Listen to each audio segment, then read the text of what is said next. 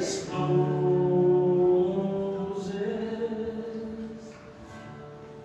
and he walks with me, and he talks with me, and he tells me I am his own, and the joy we share as we tarry there, none other has ever known.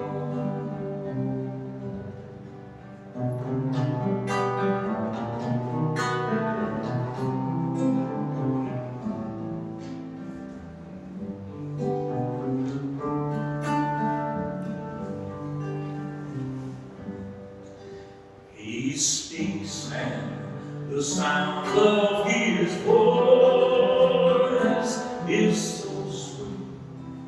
The birds hush their singing,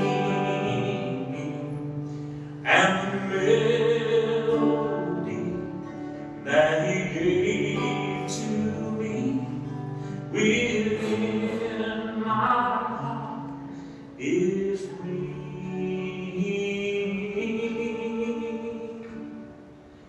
And he walks with me, and he talks with me, and he tells me I am his own,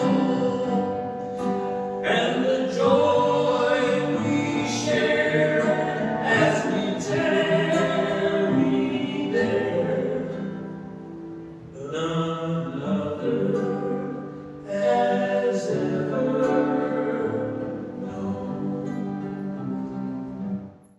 Cheryl would not be happy with this late cold snap we're having, not because she minded the cold, but because she worried about how it would affect all the beautiful plants that she loved so much.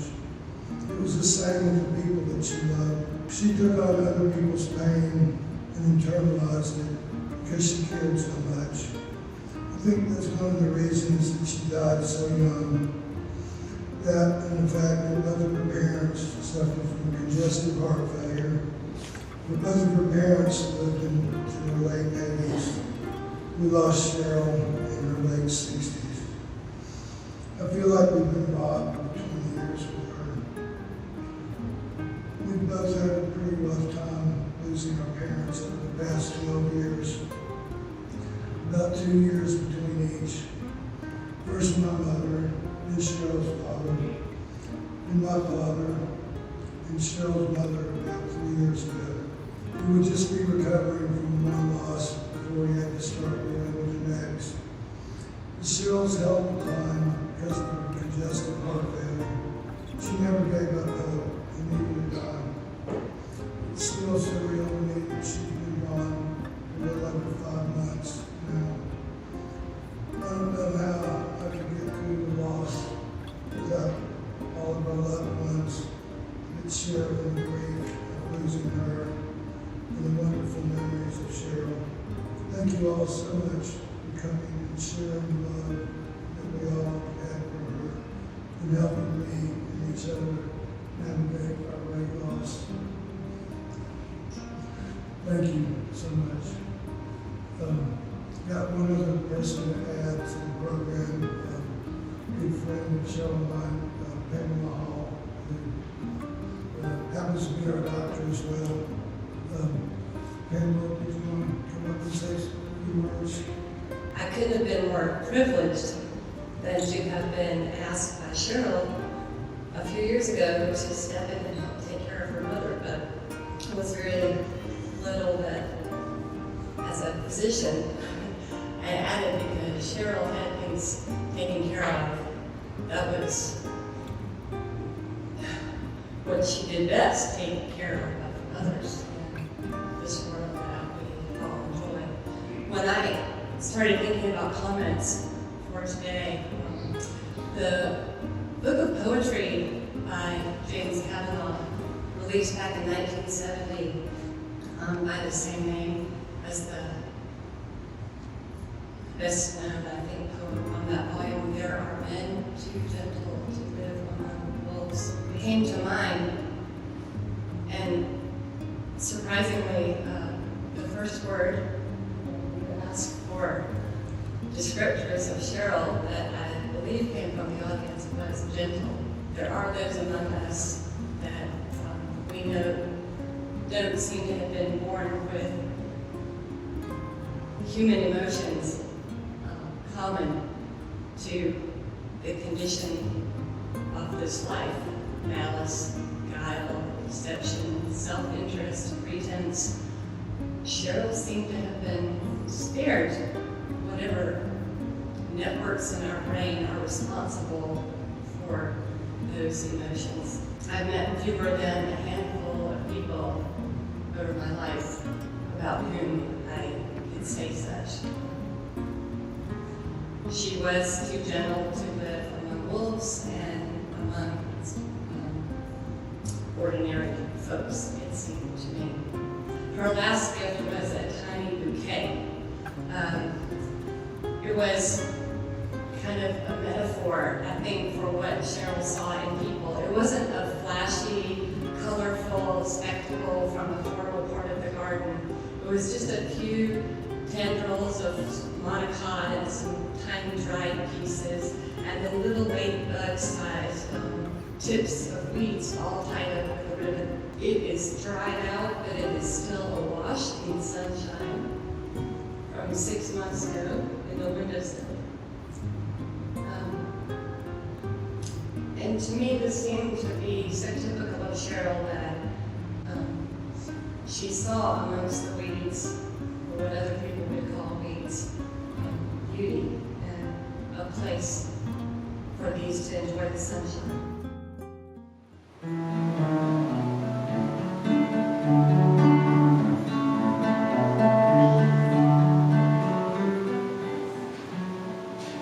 Water is wide, I can't cross over,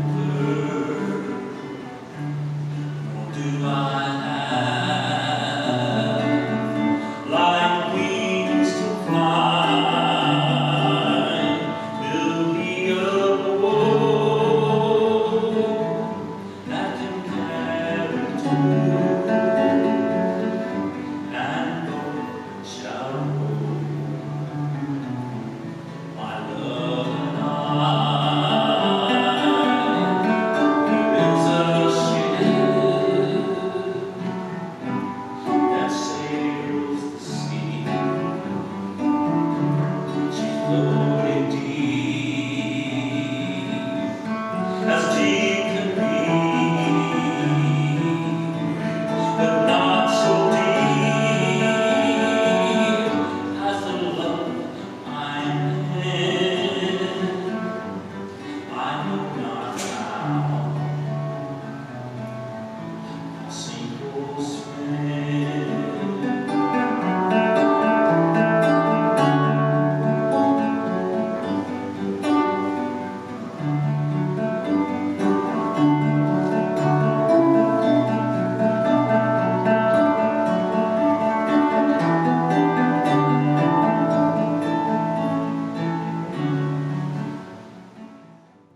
I'm Andy Smith. I live in Mountain Crest, South Carolina, near the Chattooga River. I was born in Moultrie. My wife, Sina, is also born in Moultrie. We got to know Cheryl when she came to Moultrie from UGA with Rebecca Allens to start the legendary business called the Leaf Makers. Sina and Becky were best friends in high school. They shared a love of philosophy and nature and plants. So Sina had a natural combined interest with them. And we stayed friends with Cheryl throughout her life. And we got to know Fred after they were married. I've grown very close to Fred over the last few months after the death of Cheryl. And the death of my wife, Sina, in December. Fred's been a constant friend and support to me as we walk this parallel path of grief. The world's a better place for having had Cheryl down there. Every place she went, everything she touched, everywhere she worked, every gathering she was at, every party she was at, it's better for her being there. Everyone she knew is better for her knowing them. She was original and funny and had an eye for what was beautiful, worthwhile, and interesting. So each of you are at least interesting. And she was an inspiration. I don't know if you ever went to her house that she moved there in Bishop. I don't know if you ever had the pleasure of going to her bathroom. You know, it was, I remember being in there in her bathroom and going, wow, this is the most beautiful bathroom I've ever been in. She had, just such incredible things in there, little shells and, bird nests and things from nature. And we rebuilt our bathroom about 3 years ago, and it reflects Cheryl. So she inspired me on the toilet. Even that. And she would, I think, enjoy that on my way up here today, as you can see, that this is difficult for me, but it's good. She also loved poetry, as we know. And she visited with Cena and I at our place, Mountain Rest. We had tenants in the front house and we camped in the back. And Cena and I like to do, we were river guides in Chattanooga back in the 80s. We moved back up there in 2011. And we like to do river trips out west. And I'm not a musician, I'm not an entertainer, but one of the things that I could add in the evenings was poetry. And so I took it upon myself to learn poems. And so I was doing that during the time of her visit with us. So I shared some of those poems with her, and she really liked them. So, Under the Vulture Tree by David Bottoms. We have all seen them circling pastures, have looked up from the mouth of the barn, time clearing, the fences of our own backyards, and have stood amazed by the one slow wing beat, the endless dihedral drift. But I've never seen so many, so close, hundreds, every limb of the dead oak feathered black. And I cut the engine, let the river grab the John boat and pull it toward the tree. The black leaves shine, the pink fruit blossom red, ugly as a human heart. Then, as I passed under their dreams, I saw for the first time its soft countenance, the raw, fleshy jowls, wrinkled and generous, like the faces of the very old who have grown to empathize with everything. And I drifted away from them, slow, on the pull of the river, reluctant, looking back at their roost, calling them what I'd never called them, what they are, those dwarfed, transfiguring angels who flock to the sound of the poisoned fox, the mud turtle crushed on the shoulder of the road, who pray over the leaf graves of the anonymous lost, with mercy enough to consume us all and give us wings. I'm Robert Reeves. I want to read these remarks from Mike McQuaid, who was a close friend of Fred and Cheryl's, and he was a retired professor at Oxford College over here. He's in England and couldn't be with us, so these are Mike's remarks. What makes a life worth living? This question has occupied humankind throughout its entire existence. Over time, a consensus has emerged that a life worth living is a life of positive and affirming relationships, an enduring desire to be of service to others, and a life characterized by a respectful and open heart. Each of these traits is often dependent on the two others. Our friend Cheryl possessed all of these traits in abundance. As we gather here today to memorialize Cheryl's life and bring into focus what she meant to us and to so many others, we realize that Cheryl's life is the epitome of a life worth living. Cheryl possessed so many virtues and positive attributes that it would take more than a mile out of time to talk about each of them. So these remarks focus on Cheryl's personality, character, and presence in the lives of others. In each of these dimensions of life, Cheryl dealt with simply outstanding. Among Cheryl's gifts was the ability to imagine things as they aren't. But we can all do that. Her genius was seeing a goal yet to be achieved and then imagining what resources were required and how to assemble those resources. Cheryl's imagination resided within her, but the consequences of her imagination are obvious for all to see. She had a knack for creating beauty and then seeing her vision through to reality for all to enjoy and appreciate. Cheryl could walk through a forest and see it as a park with hiking trails. Cheryl's deep appreciation of the aesthetics of life, harnessed with her intellectual abilities, combined to bring into being treasures both social and material. Cheryl was graceful. Her graceful decency was evident in the public works she designed and worked to create.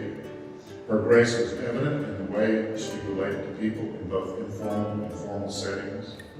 Her grace was evident in the sound of her voice and the words she chose to express her thoughts.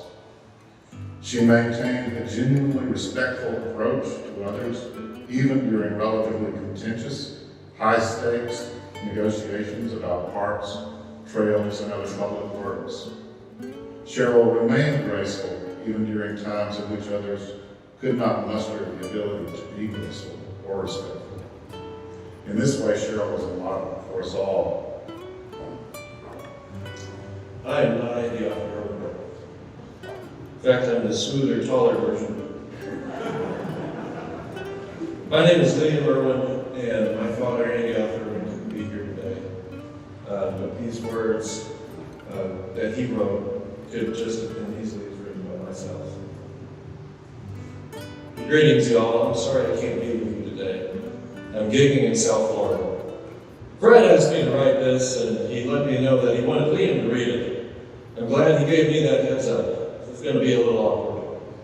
Because when talking about Cheryl, I'm obliged to talk about Liam, too. When kids are born, parents discuss who the godparents should be. Sure, Liam was assigned godparents for his christening and whatnot. But later he went out and found godparents of his own. At our house, the phrase Cheryl and Fred has been uttered in one breath for most of Liam's life. Indeed, when he was little, one of the first places Liam was allowed to wander over to, leaving the house unaccompanied, was to Cheryl and Fred's. I love those days when I got a call from Cheryl on Wednesday or Thursday, y'all come over for breakfast this weekend. Most of the time, this would be in Cheryl and Fred's idyllic back garden. The laughter would simply pour as we tarried well into the late afternoon. And now I'm going to make Liam do his Cheryl imitation. When somebody said something astonishing or funny, her laugh was generally followed by, "Oh my God." Our beloved Cheryl's public servanthood was as natural as her easy, loving laugh. We all know she was a landscape architect. I'm sure that somebody speaking today will list her many projects that year. Cheryl didn't work for private homes or pay to visit event spaces or anything like that. No, she was Newton County Special Projects Coordinator. And what a boring and clunky title that is. The day job handle says nothing of the inevitable beauty she brought to our county as she put her dogged passion into creating trails and backyards and playgrounds that belong to all of us. People say these sorts of things at memorial services, that so-and-so will always be remembered for this or that. But with Cheryl, we all know the following to be true. Long into the future, when all of us are gone, what Cheryl has brought forth will be a gift to this growing community for generations and generations to come. gift given to people who will never have had the chance to personally know her. That is a particular kind of benevolent immortality. Since we are at church, it's appropriate to conclude this with Scripture. Call up Isaiah chapter 58, verse 12 on your smartphone. Have it at the ready. I prefer the King James Version. And they that shall be of thee shall rebuild the old waste places. Thou shalt raise up the foundations of new generations, and thou shalt be called the repairer of the breach, the restorer of paths to dwell in. Amen. Well, I looked towards Jordan. What did I see? Coming to carry me home. A band of angels coming after me. Coming for to carry me home. Swing low, sweet chariot, coming for to carry me home. Swing low, sweet chariot, coming for to carry me home.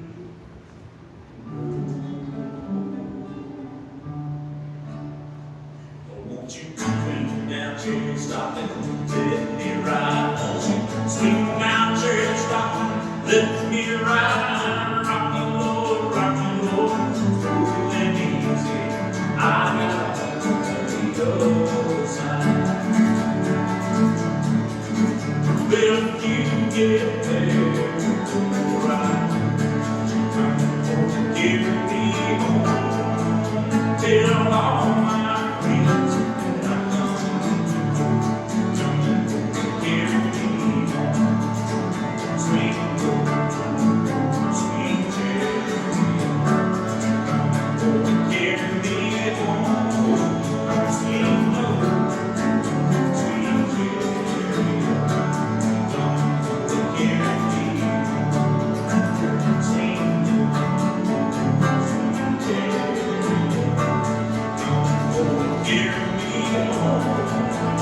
Sweet Lord, sweet chariot.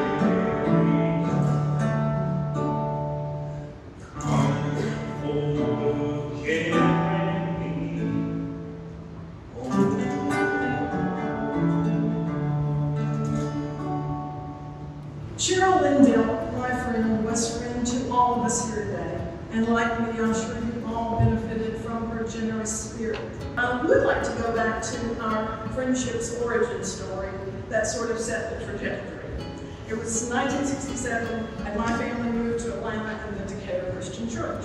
My 14-year-old self was pretty miserable until Bob Clark, our choir director, took me to lunch with the girls. Cheryl and the others there became my new friends, and I can still remember the first laugh that Cheryl and I had between church and going with my aunt and uncle to Fort Mac for Sunday dinner. Cheryl was so much fun and funny, and she could also be the straight person who made me funny. This was the first of many transitions and good and bad times that she helped me through. I'm going to tell a story at Jeff's expense because I'm going to read his comments in a minute, so I get to do that. It's a memory that just stays in my mind. I don't know why. I don't think he was with us that day that we ran either her Dodge Dart or my Valorant into that granite wall at Decatur Church. I don't know why we weren't in church. We loved church. But she was with us that day. She was turning off North Decatur Road on to Claremont. We had a little fender bender, and Jeff sat up and said, "Cheryl, why did you do that?" And it just struck us as weird. Back to the church choir. Our church choir went on tour every summer, and we sang on the bus for days. We sang beautiful songs and Simon and Garfunkel, and planned our glamorous future in New York, where we would visit museums regularly. I don't think that panned out. But when Cheryl moved to Henderson High School, she met Patty Alvages, and New York came to us. And then we went to Georgia and were fated, I was the other one on the bus, to meet up with the squad that we've kept up across years and distances and still keep up with as we can. And I think I'm using the present tense because I know at least Patty and I bet some of you have been invoking our muse over the last 5 months, and especially the last couple of days. We need her approval. We need to hear her laughter. I need to hear her identify that tree or that plant. I've often wondered why everything she touched looked beautiful. My daffodils and hydrangeas looked spent and dead, but hers looked like a dried arrangement. But that's the point, isn't it? She had the gift, and she worked at it so hard. She recognized beauty in nature and art and other people too, and shared most of it with you, and shared most of you with me. Rebecca, where are you?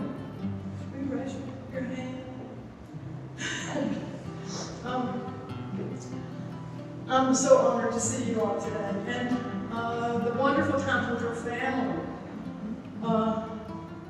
Aunt Caroline and Blake and Lily and Mama, Doug and Jeff. Those are some of the best times for my kids. Our friends in Moultrie and Little St. Simon's from Landscape Architecture School and Jordan Jones our friends in Watkinsville and Covington continue to enrich my life. This is Jeff, her brother. It's difficult for me to picture Cheryl now without seeing her kneeling down in the yard, wearing gardening gloves and holding her hand spade.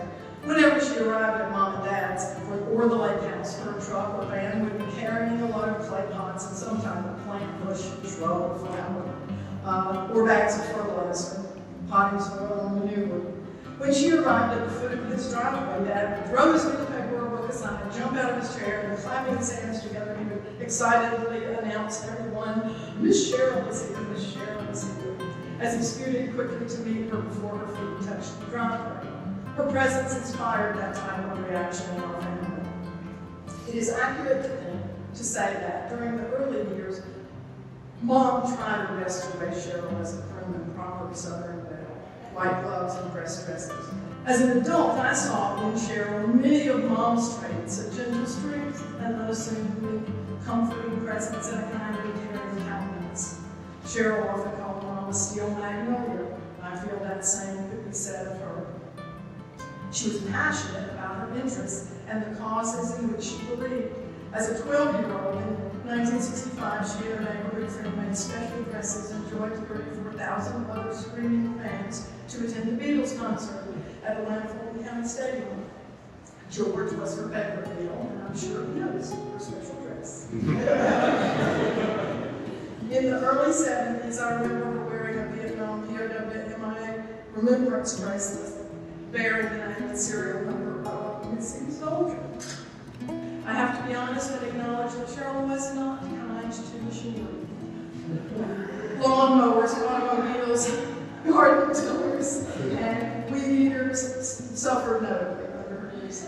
It is fortunate that rakes and shovels don't require oil changes or spark plugs.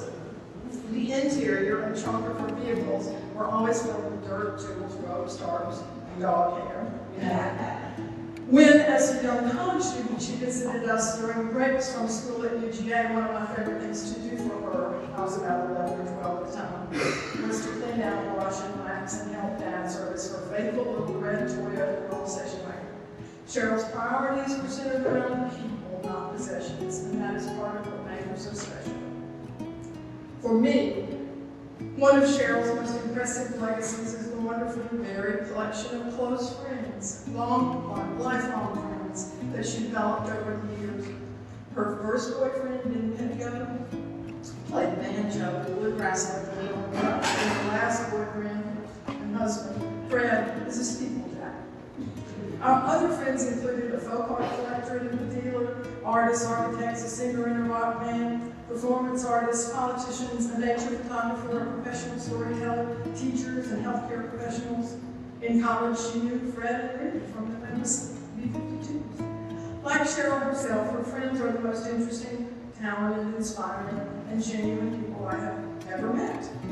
She also enjoyed this time she spent with her Delta cousins, Susie, Joanne, and Tom, and her Wall family cousins, Sarah and James, and Arlene, Wanda, and Carolyn Ann. She enjoyed nothing more than a relaxing evening outdoors, sitting around a fire pit with close friends and a glass of wine.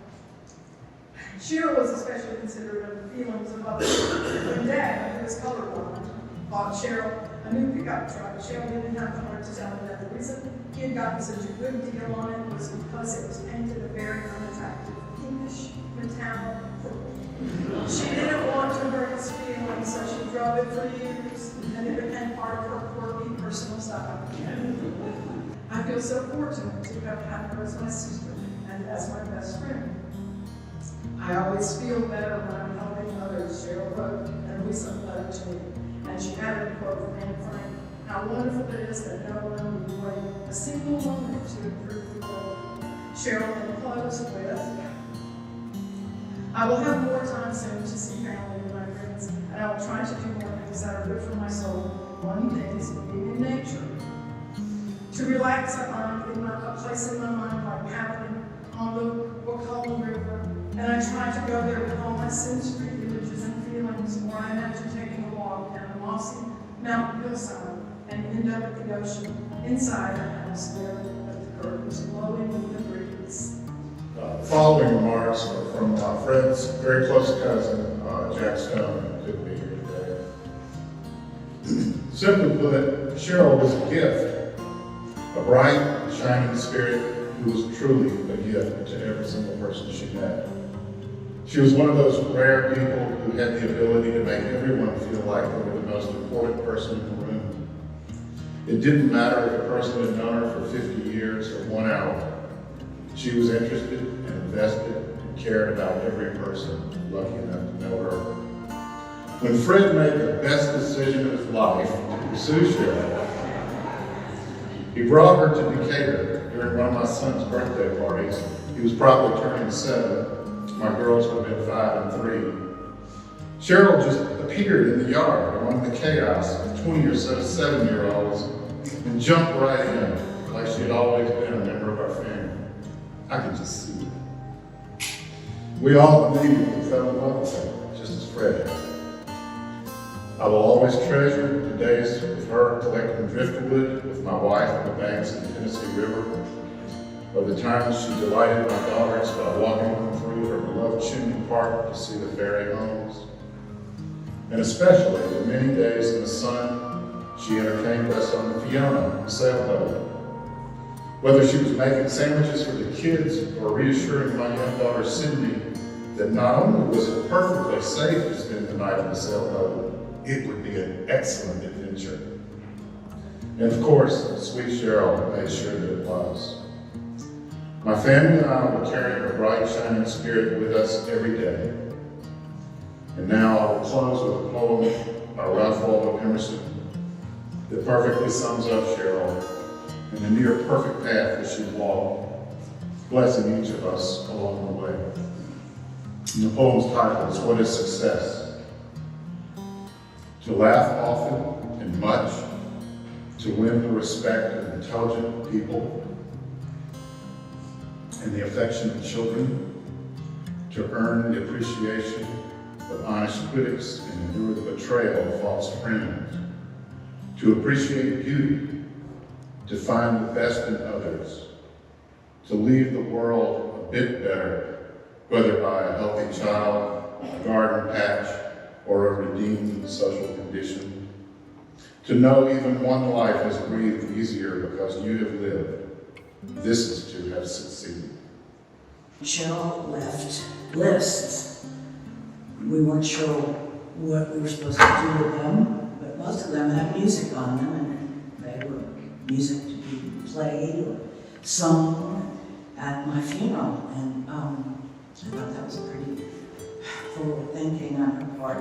But we're very glad she did, because otherwise we wouldn't have all these fabulous choices. And we've tried to use every one of them somehow. This was one that she and I talked about a lot. Inside your program, there are the lyrics, so feel free.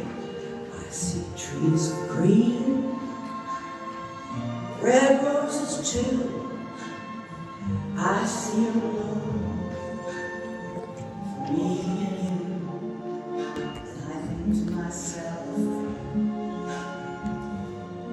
what a wonderful world.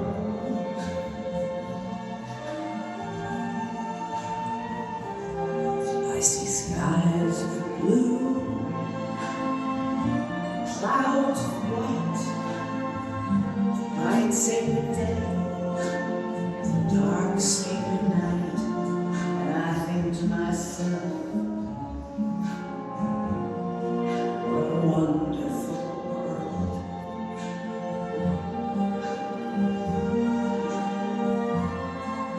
The colors of the rainbow, so pretty in the sky, are also in the faces of people going by. I see friends shaking hands, saying how do you do. They're really saying, I love you. I hear babies cry, I watch them grow. They learn more than I'll ever know. And I think to myself, what a wonderful